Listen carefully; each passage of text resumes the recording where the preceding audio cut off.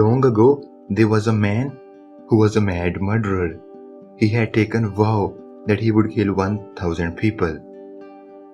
Because the society hadn't treated him well, he decided to take revenge on society by killing 1,000 men.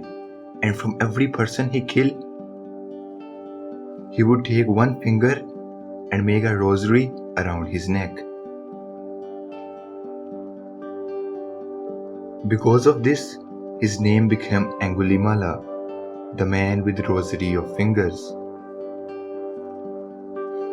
Everyone was afraid of Angulimala. Even kings and generals were afraid of him. Nobody would move in those parts wherever people came to know that Angulimala lived. And because of this, it became very difficult for him to find one last person to kill and complete his vow.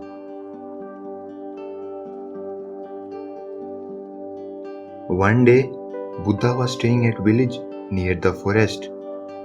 The day he left from village, villagers said, "Don't go that way. There lives a mad murderer. He has already killed 999 people. He doesn't think twice before killing. He will not think that you are Buddha. There is another way. You take that path. Otherwise, he will kill you." Buddha said, "If I don't go, then who will go? He is waiting for one more, so I have to go. He is a man. He needs me. I must take the risk. Either he will kill me or I will kill him." Saying this, Buddha left. The disciples who had said that they would remain with Buddha till very end were scared, and as they moved towards the forest, even disciples started to lag behind because of danger. When Buddha reached the hill, he was all alone. Angulimala was sitting on a rock. He saw Buddha and thought, "This man seems to be absolutely unaware that I am here. Otherwise, nobody goes along this path." Buddha looked so innocent, so beautiful that even the Angulimala felt compassion and thought, "It is not good to kill this man. I will leave him. I can find somebody else to complete my vow."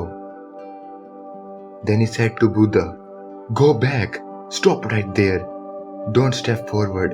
I am Angulimala. I have killed 999 people, and I need just one more finger. And even if my mother comes, I will kill her to complete my vow. So don't come near me. You may look like a monk, but I don't believe in any religion. I don't care if you are a great saint. All I care about is killing one more person. So don't step forward, otherwise I will kill you." Still, Buddha continued moving. Angulimala thought maybe this man is deaf or mad, so he shouted again, "Stop! Don't move another step." Then Buddha said, "I stopped long ago. I am not moving." "Angulimala, you are moving. All movement has stopped because all motivation has stopped. When there is no motivation, how can movement happen? There is no goal for me. I have achieved the goal, so why should I move? You are moving, and I say to you, you stop." Angulimala was still sitting on rock. He started laughing and said, "You are really mad. I am sitting and you say to me that I am moving? You are moving, and still you say that you have stopped?" Buddha came near him and said, "I have heard that you need one more finger. As far as this body is concerned, my goal is achieved.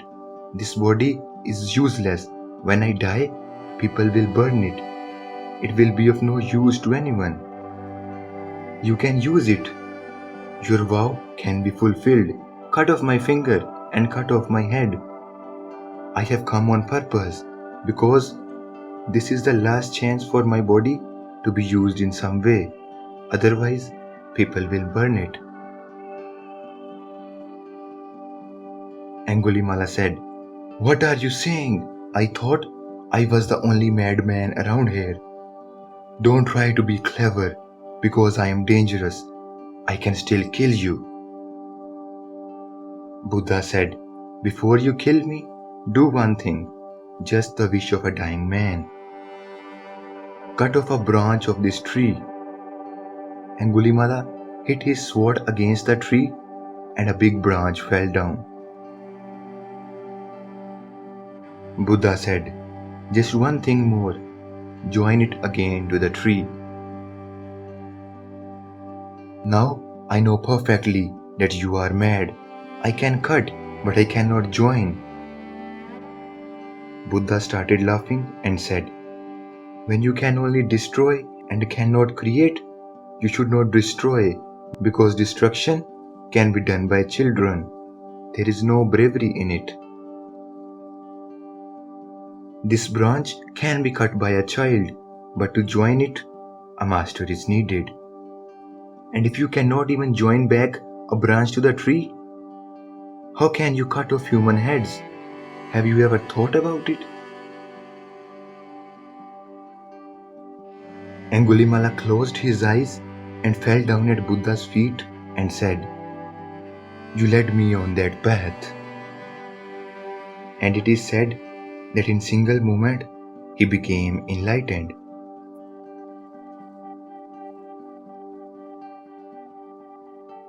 Next day he was bhikkhu, a beggar. He went around in city begging. People closed their doors and were afraid that even if he has become a beggar, he cannot be believed. When Angulimala begged, there was nobody to give him food. People were on their terraces looking down and started throwing stones at him because he had killed many men of that village. Almost every family had been a victim. People were throwing stones at him. Angulimala fell down on the street. Blood was flowing from all over his body. He had many wounds. At that time, Buddha came to him and said, "Look, Angulimala, how are you feeling?" Angulimala opened his eyes and said, "I am so grateful to you. They can kill the body, but they cannot touch me. And this is what I was doing my whole life and never realized the fact." Buddha said, "Angulimala has become enlightened. He has become a Brahmin, a knower of the Brahma."